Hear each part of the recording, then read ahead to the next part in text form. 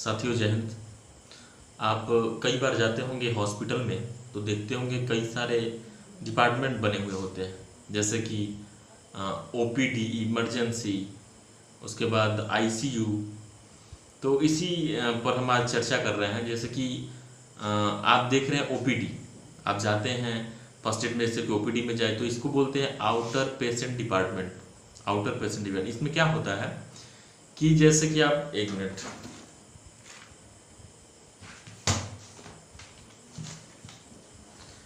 जैसे आप ओपीडी में गए, ओपीडी,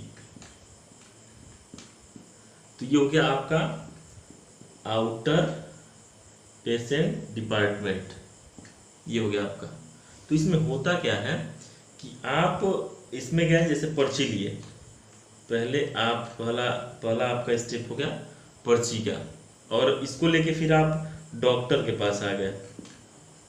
डॉक्टर, अब इसके बाद क्या हो सकता है, ये ओपीडी की बात चल रही है।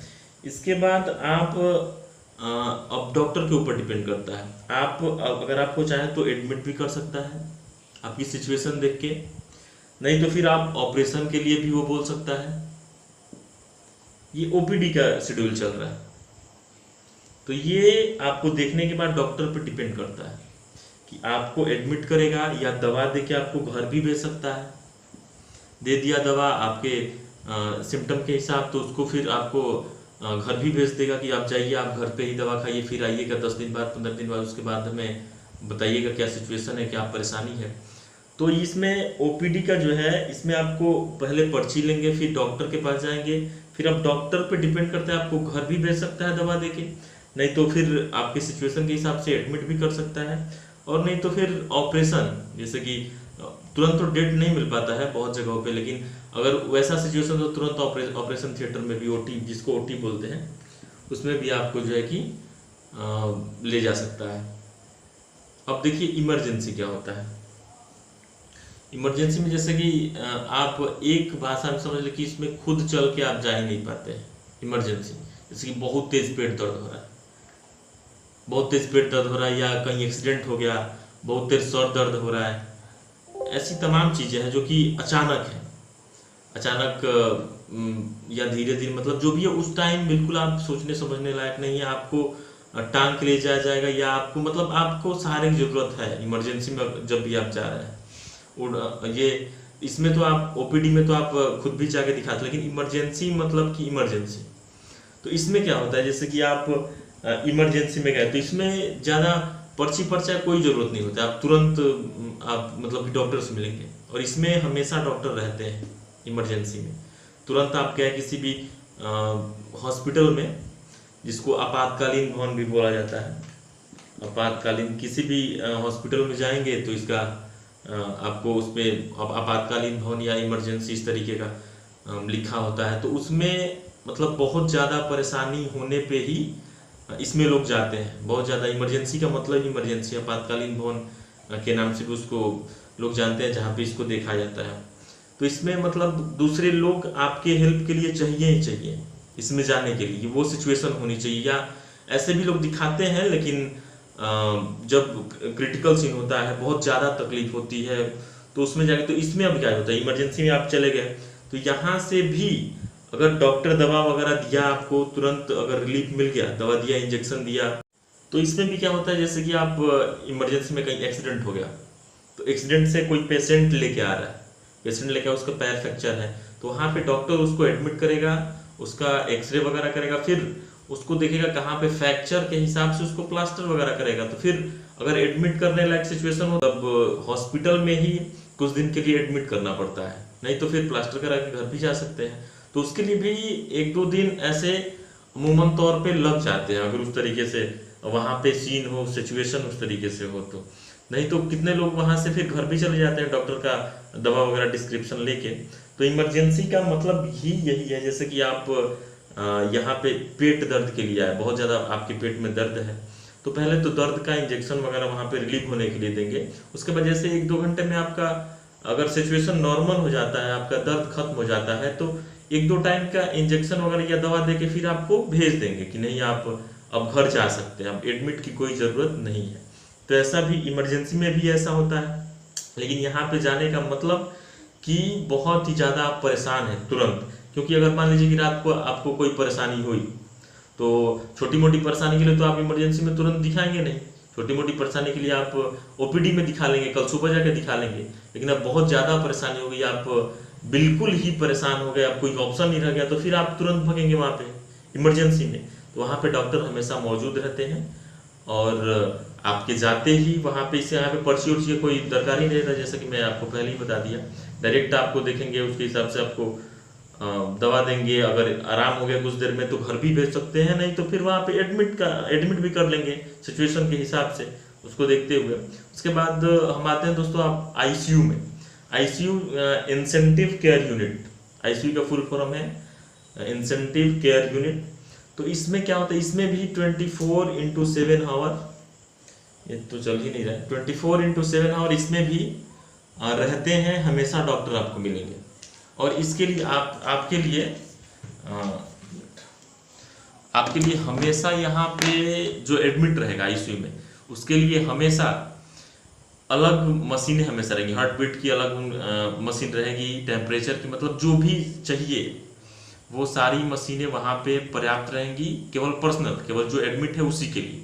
ऐसा नहीं है कि किसी दूसरे का मशीन, किसी दूसरे पेशेंट का मशीन किसी दूसरे में लगा है तो लाके नहीं, वहाँ पे पर्सनली, आईसीयू का मतलब वही होता है कि पर्सनली हर मशीन आपके पास मौजूद रहेगी। अगर ऑक्सीजन की ज़रूरत है तो फिर इसमें, तो इस तरीके से मैं पिछली वीडियो में भी आपको बताया था। तो ये आईसीयू का सिचुएशन हो जाता है। अगर ये सांस की प्रॉब्लम नहीं, कुछ और प्रॉब्लम है, फिर भी आपको आईसीयू में रखा जा सकता है। लेकिन इसमें जो भी व्यवस्थाएं होती हैं और जो भी डॉक्टर होते हैं, हमेशा डॉक्टर एवं नर्स 24 घंटे पर्याप्त आपको आईसीयू में मिलेंगे। और जो भी, जैसे कि मैं आपको बताया कि सारी मशीनें आपके लिए पर्सनल आपके लिए मौजूद रहेंगी, उस वार्ड में मौजूद रहती हैं। और फिर वहाँ से जैसे जैसे अच्छे हो जाते हैं तो फिर नॉर्मल वार्ड में भी वहाँ से भेज दिया जाता है। ऑक्सीजन जो हमारे वायुमंडल में है उसमें नाइट्रोजन 78%, 78% नाइट्रोजन पाया जाता है, और ऑक्सीजन 21% पाया जाता है, और 1% में सारी गैसें होती हैं जो कि थोड़ी मोड़ी होती है, 1% में सारी गैसें होती हैं। तो अभी देखिए ऑक्सीजन की अगर कहीं से परेशानी, ऑक्सीजन लेने में परेशानी है, तो पहले स्ट्रीम मशीन, न्यूबलाइजर भी जिसे कहते हैं, न्यूबलाइजर स्ट्रीम, तो इसमें आप इस मशीन में दवा के फॉर्म में भी आप फेफड़े को दवा दे सकते हैं। जैसे कि स्ट्रीम जैसे वो बनाती है उसके हिसाब से आप उसको दवा दे सकते हैं, अपने फेफड़े तक आप वो दवा पहुंच जाती है स्ट्रीम के जरिए। उसके बाद अगर ये भी थोड़ा बहुत देती है ऑक्सीजन के तौर पर, ऑक्सीजन भी देती है, लेकिन ये हम आपको बता दें कि 85 से 95% के बीच में ये ऑक्सीजन देती है, लेकिन ये उतना हद तक कार्यरत नहीं हो पाता है, सक्सेस नहीं हो पाता है ऑक्सीजन के मायने में। हाँ, ये स्ट्रीम के मायने में ये जो मशीन है न्यूबलाइजर, ये बहुत ही फायदेमंद है, फेफड़े तक दवा पहुंचाने में ये मशीन बहुत ही फायदेमंद है अगर कोई दवा फेफड़े तक पहुंचाए। लेकिन अगर ऑक्सीजन की बात आती है तो फिर ऑक्सीजन कंसंट्रेटर, जो कि 24 घंटे आपको ऑक्सीजन दे सकता है बिजली के जरिए, जैसा कि पिछली वीडियो में भी हमने आपको बताया था। तो ये ऑक्सीजन कंसंट्रेटर 24 घंटे बिजली के जरिए या बैटरी के जरिए आपको ऑक्सीजन दे सकता है। ये काम कैसे करता है, ये हवा लेगा, उसमें से नाइट्रोजन और अदर गैस को फिर से रिटर्न कर देगा, उसके बाद जो भी ऑक्सीजन लेगा वो आपको ऑक्सीजन दे देता है मास्क के जरिए। तो वो ऑक्सीजन जो है, यही मतलब मशीन है जो कि 24 घंटे आपको ऑक्सीजन लाइट के जरिए दे देगा। उसके बाद ये 1 मिनट में लगभग 5 से 10 लीटर आपको ऑक्सीजन देने में सफल है। लेकिन अगर इससे ज़्यादा ऑक्सीजन की आपको ज़रूरत है तो फिर आपको सिलेंडर लेना पड़ेगा।